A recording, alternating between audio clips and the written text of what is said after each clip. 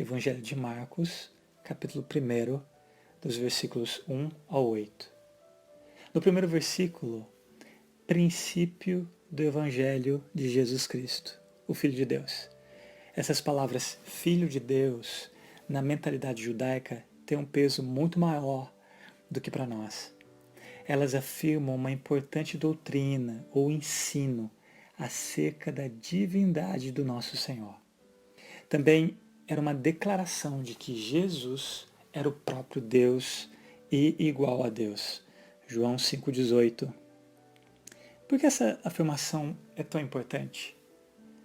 Uma citação de um teólogo diz o seguinte, abre aspas, a divindade plena de Cristo é a fortaleza e a segurança do cristianismo. Nisso repousa o infinito valor de sua morte vicária na cruz. Nisso fundamenta-se o mérito peculiar de sua morte expiatória em favor dos pecadores. Essa morte não foi a de um mero homem como nós. Pelo contrário, foi a morte daquele que é sobre todos, Deus bendito para todo sempre. Fecha aspas.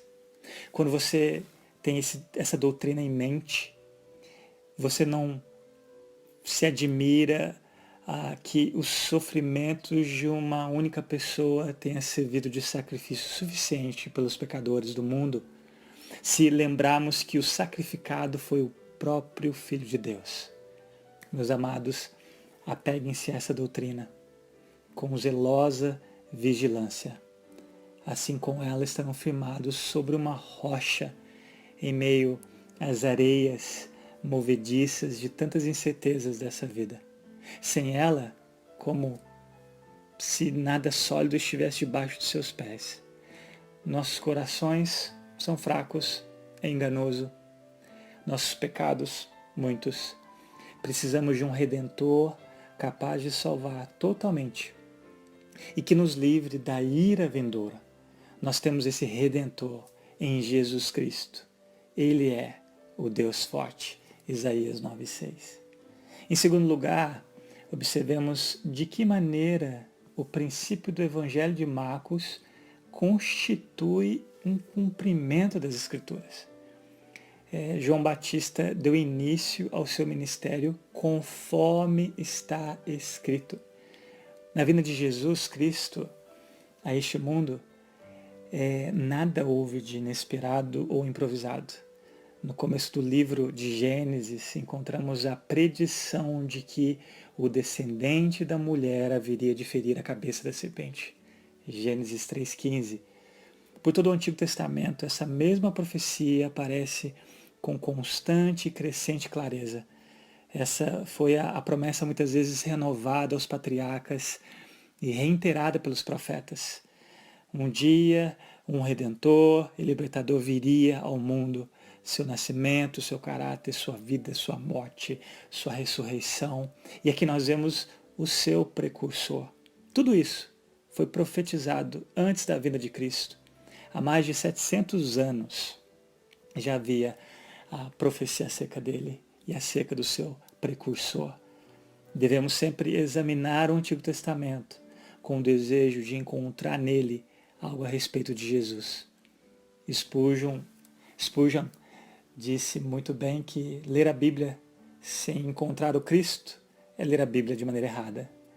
João 5,39, examinais as Escrituras, são elas mesmas que testificam de mim. Em terceiro lugar, observemos como foram profundos os efeitos do ministério de João Batista durante algum tempo sobre a nação judaica. Somos informados no versículo 5 de que a ele vinha toda a região da Judéia e todo o povo de Jerusalém. Confessando seus pecados, eram batizados por ele no Rio Jordão. O fato aqui registrado é um daqueles que a gente às vezes passa por cima sem perceber. É evidente que a pregação de João Batista atraiu a atenção de todo o povo judaico, gerando grande agitação por toda a Palestina. Ele despertou a nação judaica da sua sonolência, preparando-a para o ministério do nosso Senhor quando esse aparecesse. Jesus mesmo disse acerca de João. João era uma candeia que queimava e irradiava luz, e durante certo tempo vocês quiseram alegrar-se com a sua luz. João 5,35. Note que a essa altura, precisamos ter o cuidado com a popularidade. Se já houve alguém que foi um ministro popular, um pregador popular, por algum tempo esse alguém foi João Batista. Entretanto, de tantos que ouviram sua pregação e foram batizados por ele, com poucos realmente foram de fato convertidos. Não podemos nos esquecer dessa realidade. Sempre que vimos algum templo evangélico repleto de gente, sem dúvida, um templo repleto é uma cena gratificante. Porém, sempre devemos nos perguntar, quantas dessas pessoas alcançarão finalmente o céu? Não basta ouvir e admirar pregadores populares. Não é prova de conversão adorarmos em algum lugar no qual se congrega uma multidão. Antes, cuidemos de ouvir a voz do próprio Cristo e segui-lo. E em último lugar, observe quanto à pregação de João Batista. Qual é a característica principal dela? E sem dúvida é a obra do próprio Espírito Santo, que é a exaltação da pessoa de Cristo. Verso 7. E esta era a sua mensagem: depois de mim vem alguém mais poderoso do que eu, tanto que não sou digno nem de curvar-me e desamarrar as correias das suas sandálias. Eu os batizo com água, mas ele os batizará com o Espírito Santo. Essas verdades nunca haviam sido proclamadas de modo tão claro por qualquer homem. Verdades tão importantes que precisam ecoar em nossos dias, quanto às pregações que nós assistimos nas mídias sociais. A principal incumbência de um fiel pregador do Evangelho é expor integralmente a pessoa do Senhor, mostrando-lhe sua plenitude, o seu poder de salvar.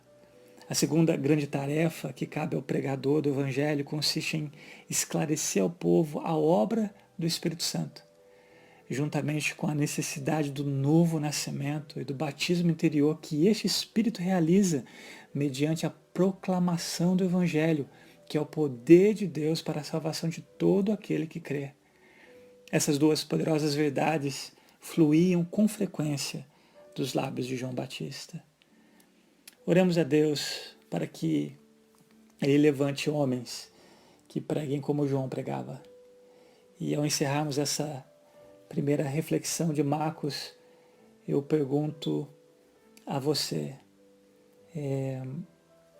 por experiência das verdades que João Batista pregava, o que pensamos acerca de Cristo? Já sentimos a necessidade que temos dele e já nos refugiamos nele para termos paz com Deus? Jesus é Rei sobre nossos corações e sobre tudo que diz respeito às nossas almas? O que pensamos do Espírito Santo? Ele já operou qualquer obra em nossos corações? Ele já os renovou e os transformou? Já nos tornou participantes da natureza divina? A vida e a morte, meus queridos, dependem da sinceridade de nossas respostas a essas perguntas. Quero encerrar com Romanos 8:9. Se alguém não tem o Espírito de Cristo, não pertence a Ele. Que Deus nos abençoe.